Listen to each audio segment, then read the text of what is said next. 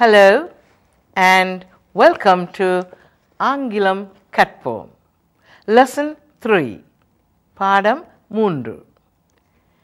சென்ற வாரம் 2வது பாடத்திலே சில ஆங்கில எழுத்துக்களை எப்படி உச்சரிப்பது என்று நாங்கள் கவனிக்க தொடங்கியிருந்தோம். நீங்களும் வீட்டிலே அந்த நான் கொடுத்த சொற்களை நீங்கள் ஆராய்ந்து பார்த்திருப்பீர்கள், பயிற்சி செய்திருப்பீர்கள் என்று நினைக்கிறேன். அதை இன்று முதலிலே மீண்டும் தொடங்கி பார்ப்போம். இதிலே ப என்ற சத்தத்தை முதலில் எடுப்போம். சென்ற வாரம் ப அ ட பேட் என்று கவனித்தோம். ப ஓ பாக்ஸ் என்று அடுத்த சொல்லை பார்த்தோம். ப எ ட் என்றால் பெட். ப பன் நீங்கள் வாசித்து பழகியிருப்பீர்கள். இந்த பேட் என்ற சொல்லுக்கு 2 அர்த்தம் இருக்கு என்று நான் சொன்னேன். ஒன்று கிரிக்கெட் ஆடும் பேட், மற்றது என்னவென்று நீங்களே தெரிந்து கொள்ளுங்கள். பார்த்து வைத்தீர்களா? வவ்வால். வவ்வால் என்ற இரவிலே மட்டும் வந்து பழங்களை எல்லாம் உண்டு திருப்பி தலைகளாக நிற்கும் ஒரு பிராணி. பறவை என்று சொல்லலாம், ஆனால் அதை பிராணி என்று சொல்வது நல்லது. க அடுத்ததாக சி என்ற சத்தத்துக்கு அநேகமாக க என்ற சத்தம்தான் வரும். கி என்ற சொல்லுக்கு சி என்ற சொல்லுக்கு க என்ற சத்தம் வருகிறது. சில வேளைகளிலே அதில் மாற்றம் ஏற்படுத்துகிறது. அந்தந்த சந்தர்ப்பம் வரும்பொழுது அது ஏன் மாறுகிறது என்று சொல்லுகிறேன். இன்றைக்கு ஒரு மாற்றத்தை நான் வழங்கப்படுத்த போகிறேன். க அ ட அ என்ற உயிர் சொல் வந்தவுடன் சி க ஆகத்தான் இருக்கும். கேட். அடுத்ததாக கட். அடுத்தது கோட். காட். கோட். உங்கள் எல்லோருக்கும் தெரியும் கோட் என்றால் என்ன என்று. கேண்டில். க அ ந் ட் இ அ கேண்டில். கேண்டில் என்றால் என்ன? கேண்டில் என்றால் மொழுகு வர்த்தி, மொழுகு திரி, அதுதான் கேண்டில். எப்போது க என்ற சத்தம் சீயாக இருக்கிறது என்றால் சீக்கு பிறகு ஒரு உயிரெழுத்து இ. இந்த இ என்ற உயிரெழுத்து மிகவும் பவர்ஃபுல் ஒரு எழுத்து, அதாவது மற்ற எழுத்துக்களை மாற்றக்கூடிய வல்லமை ஈக்கு இருக்கிறது. இந்த ஈ வந்தவுடன் இந்த க என்ற சத்தம் சீயாகவே இருக்கிறது. அப்போ ஒரு சொல்லு சொல்லுங்கள் பார்ப்போம். சியில் வாரது சென்டிமீட்டர் என்ற ஒரு பெரிய சொல்லி எடுத்துக்கொள்வோம். சென்ட் என்று எடுக்கலாம். சென்ட் என்றால் ஒரு சதம். சென்ட் இ அந்த சொல்கள் அந்த சத்தங்கள் எல்லாம் உங்களுக்கு தெரியும். ஏ ட ர் ஏ சென்டிமீட்டர். மீண்டும் சொல்லுங்கள், சென்டிமீட்டர். அது வாசிப்பதற்கு சுலபமாக இருக்கிறது. சென்டிமீட்டர் என்ற சொல்லு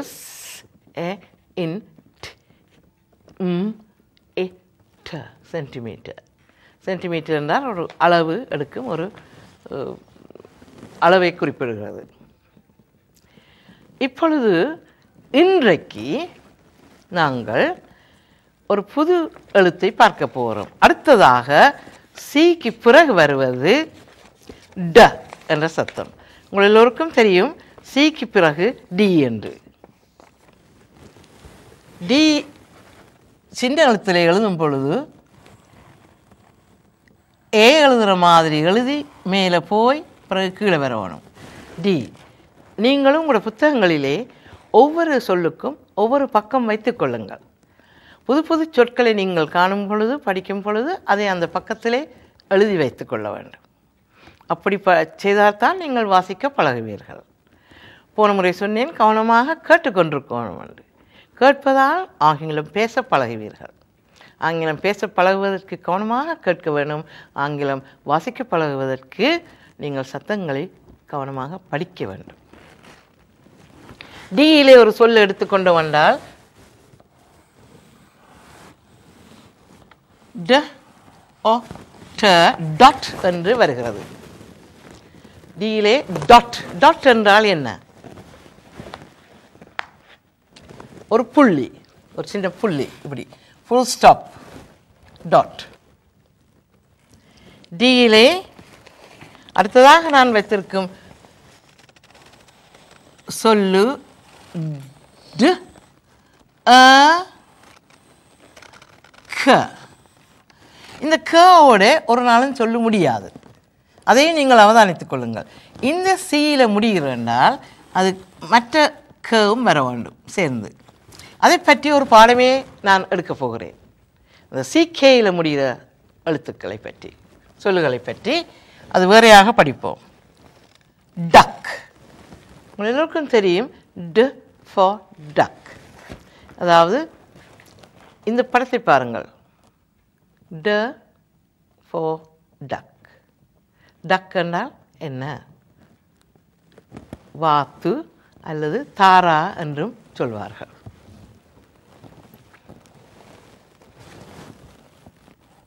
அடுத்ததாக ஏ என்ற உயிரெழுத்தை சேர்ப்போம். உடனே உங்களுக்கு தெரியும் ஏ என்றால் டெ ஏ டெ என்று வரும் என்று. அதிலேயும் ஒரு 2 எழுத்துக்களை சேர்த்தால் ஸ்க் என்ற சத்தத்தை ஏற்படுத்துகிறது.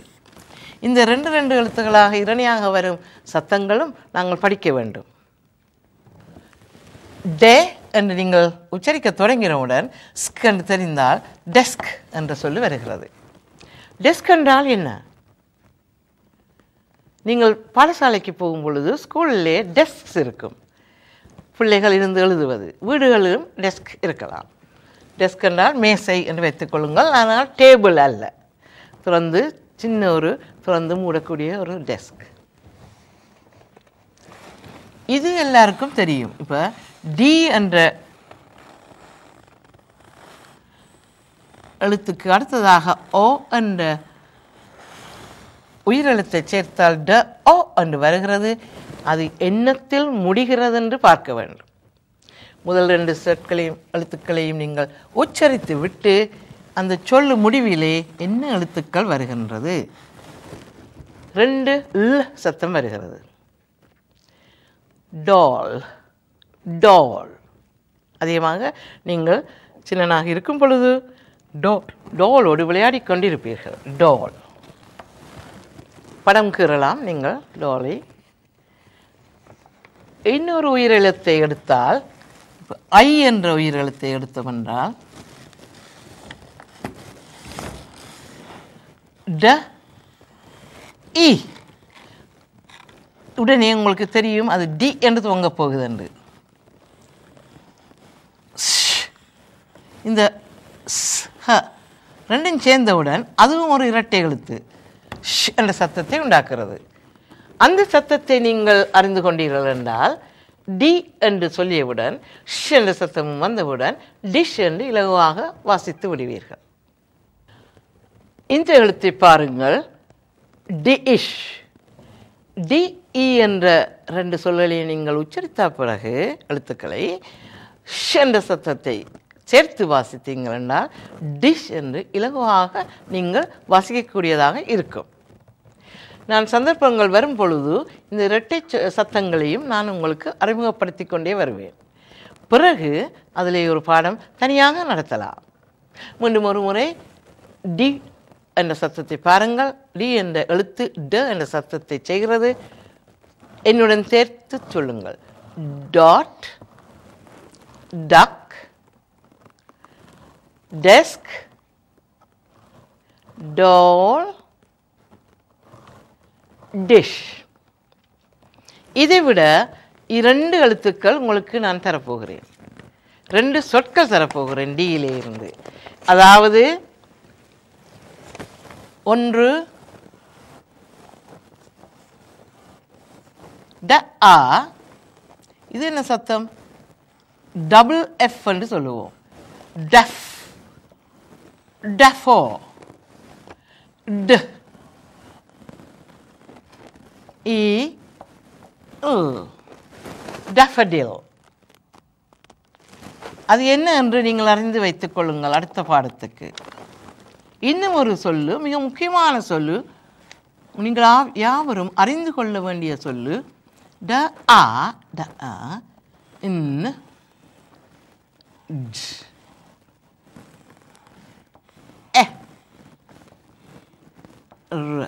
இந்த ஏ என்ற சொல் எழுத்து வந்தால் அந்த சொல்லு ஏ அ என்ற சத்தத்தை மாற்றி ஏ என்றே மாற்றுகிறது. டேஞ்சர். டேஞ்சர் என்றால் என்ன? இந்த சத்தங்கள் மாறுவதை பற்றி இப்போது நீங்கள் கவலைப்பட வேண்டாம். அப்போ டஃபடில் டேஞ்சர் என்றால் என்ன என்று நீங்கள் பார்த்து வையுங்கள் அடுத்த பாடத்துக்கு. இப்பொழுது ஹம்டி டம்டி என்ற ஒரு பாட்டை நான் உங்களுக்கு தொடக்கி வைத்தேன், ஞாபகம் இருக்கிறதா? மீண்டும் சொல்லுங்கள். Humpty Dumpty sat on a wall. Humpty Dumpty had a great fall. அப்படி அந்த முட்டை மனிதன் விழுந்து உடைந்தவுடன் என்ன நடந்தது? All the king's horses, Kings என்றால் ஒரு அரசன், இப்படி ஒரு கொமா போட்டு எஸ் போட்டால் அரசனுடைய குதிரைகள், ஒரு குதிரை அல்ல பல குதிரைகள், horses. All the king's horses and all, நீங்கள் இதை எழுதுங்கள், all the kings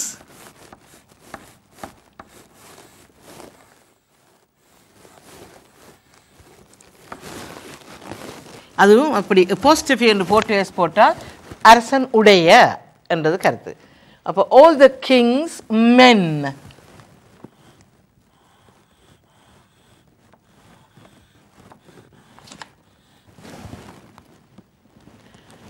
all the king's horses and all the king's men couldn't put Humpty together again. அவ்வளவு அரசருடைய சிப்பாய்கள், அரசருடைய குதிரைகள் எல்லாம் வந்தும் அந்த முட்டையை ஒன்றாக போட முடியவில்லை. couldn't, could not, அதை சுருக்கமாக couldn't என்று சொல்கிறோம். couldn't அப்படி சுருக்கும் பொழுது இதில் ஒரு கமா போட வேண்டும். put,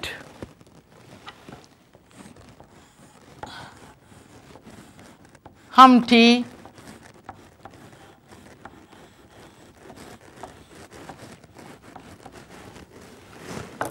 together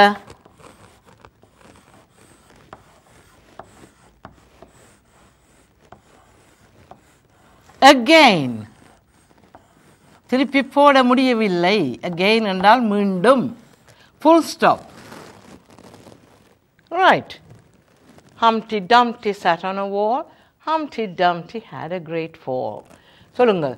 all the king's horses and all the king's men couldn't put Humpty together again. மீண்டும் ஒரு முறை சொல்லுவோம். Humpty Dumpty sat on a wall.